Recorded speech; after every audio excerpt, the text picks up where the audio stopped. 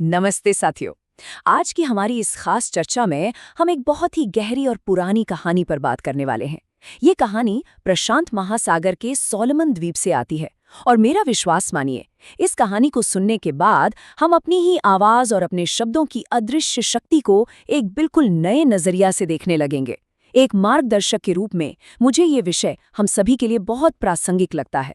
तो चलिए इस विषय में गहराई से उतरते हैं और समझने की कोशिश करते हैं कि बिना कुछ छुए भी हमारे शब्द कैसे किसी चीज का वजूद मिटा सकते हैं या फिर उसे नया जीवन दे सकते हैं। जरा इस बात पर गौर करें। उन्होंने कुल्हाड़ी नहीं उठाई, उन्होंने कुछ और किया। सुनने में अजीब लगता है ना? सोचिए, एक किसान को एक विशाल पेड़ हटाना है, लेकिन वो किसी भी भौतिक हथियार या औजार का इस्तेमाल नहीं करता। ये कैसे मुमकिन है? बिना छुए किसी चीज को कैसे खत्म किया जा सकता है? खैर, इसी सवाल के जवाब में हमारी आज की सबसे बड़ी सीख छिपी है। भाग 1, प्रकृति और किसान। प्रशांत महासागर के बीचों बीच बसे सोलोमन द्वीप के घने हरे भरे जंगलों की कल्पना कीजिए। इन्हीं जंगलों के बीच रहने वाली एक छोटी सी जनजाति में हमारी मुलाकात होती है दादाजी से। दादाजी एक बहुत ही समझदार और अनुभवी किसान हैं, जिन्हें अपने खेतों और पेड़ों से, खासकर नारियल के पेड़ों से बेहद लगाव है। और उनके साथ है उनका पोता अनिकेत। अनिकेत बिल्कुल एक सच्चे और जिज्ञासु विद्यार्थी की तरह है। हर शाम वो खेतों में जाता है और अपने दादाजी के पास बैठकर उनकी ज्ञान भरी बातें बहुत ही ध्यान से सुनता है। भाग 2, पेड़ हटाने की समस्या। होता यह है कि एक दिन अनिकेत का ध्यान रास्ते में अड़चन बन रहे कुछ बड़े पेड़ों पर जाता है।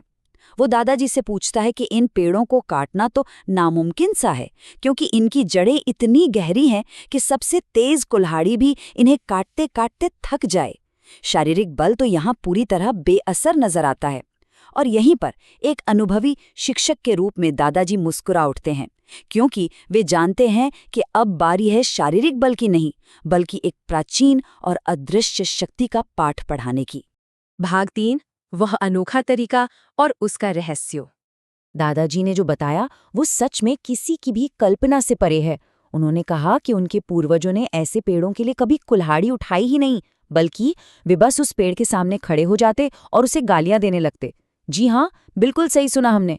वे लोग रोज सुबह उस पेड़ के पास जाते, जोर जोर से चिल्लाते, अपना पूरा गुस्सा निकालते और उस पेड़ पर भयानक नकारात्मक शब्दों की बौछार कर देते, बिना एक भी प्रहार किए, सिर्फ और सिर्फ शब्दों का वार। इस कठोर प्रक्रिया का अंजाम रोंगटे खड़े कर देने वाला होता है। उन कठोर शब्दों के अदृश्य बोझ से होता क्या है? सबसे पहले पत्तियां पीली पड़ने लगती हैं, फिर धीरे धीरे शाखाएं सूख जाती हैं।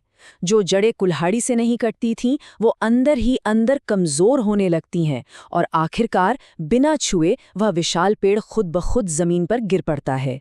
लगातार इस्तेमाल किए गए नकारात्मक शब्द उस पेड़ की पूरी जीवन शक्ति को सोख लेते हैं। भाग 4, शब्दों का गहरा प्रभाव। इस बात को सुनकर कोई भी सन्न रह जाए। अनिकेत ने भी इसे चुपचाप सुना और फिर एक बहुत ही गहरी और परिपक्व बात पूछी, क्या यही बात इंसानों पर भी लागू होती है? एक पल के लिए रुककर हमें भी इस बारे में सोचना चाहिए, क्योंकि सच तो ये है कि ये पूरी कहानी सिर्फ पेड़ों या खेती के बारे में कभी थी ही नहीं। ये तुलना जितनी सटीक है उतनी ही डरावनी भी। एक तरफ वो कोसा हुआ पेड़ है जो अंदर से सूख गया, जड़ें कमजोर हो गईं और बिना किसी बाहरी चोट के गिर गया, और दूसरी तरफ एक इंसान है। जब किसी इंसान को लगातार ताने मारे जाते हैं, उसकी कमियां निकाली जाती हैं या उसे नकारा जाता है, तो बिल्कुल उस पेड़ की तरह ही उसका आत्मविश्वास चकनाचूर हो जाता है, मन कमजोर पड़ जाता है और बिना किसी शारीरिक चोट के वो इंसान अंदर से पूरी तरह टूट जाता है, क्योंकि शब्दों के घाव शरीर पर नहीं, सीधे आत्मा पर लगते हैं। और इसी घटना को सोलोमन द्वीप प्रभाव या द सोलोमन आइलैंड इफेक्ट कहा जाता है।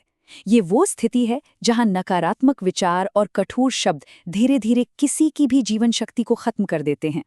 लेकिन इसका एक दूसरा पहलू भी तो है। अगर हम प्यार से बात करें, अच्छे और सकारात्मक शब्दों का इस्तेमाल करें, तो जीवन खिल उठता है। जैसे गालियों से पेड़ मर जाता है, वैसे ही प्रेम भरे शब्दों और गीतों से पेड़ हो या इंसान, दोनों में नई जान आ जाती है। सकारात्मकता असल में वो खाद है जो जीवन को सींचती है। भाग 5, सकारात्मकता का संकर। इस गहरी सीख को समझने के बाद उसी रात चांदनी में अनिकेत जंगल में गया। वो हर एक पेड़ के पास गया और पूरे आभार के साथ बोला, तुम बहुत अच्छे हो, तुम्हारी वजह से हमारा जीवन है, तुम्हारा बहुत बहुत शुक्रिया। कहते हैं कि जब उसने ये शब्द कहे तो हवा का एक झोंका आया और पत्तियां ऐसे हिली मानो पूरा जंगल मुस्कुरा रहा हो। उन चंद सकारात्मक शब्दों ने उस युवा विद्यार्थी के मन में एक अमिट छाप छोड़ दी। इस कहानी से हमें जो सबसे बड़ी सीख मिलती है उसे हमें हमेशा याद रखना चाहिए। पहला, प्रकृति के लिए कभी भी नकारात्मक शब्दों का इस्तेमाल न करें। दूसरा, दूसरों के लिए भी कभी कठोर शब्द न बोलें। और तीसरा, सबसे ज़रूरी बात, खुद को भी कभी नकारात्मक बातें न कहें। हम जो बोते हैं वही काटते हैं।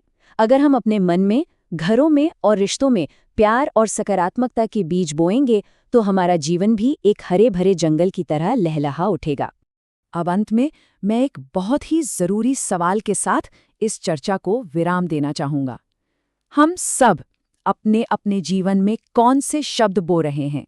क्या हमारे शब्द दूसरों को और खुद हमें जीवन दे रहे हैं या फिर अंदर ही अंदर कमज़ोर कर रहे हैं? ज़रा सोचिएगा।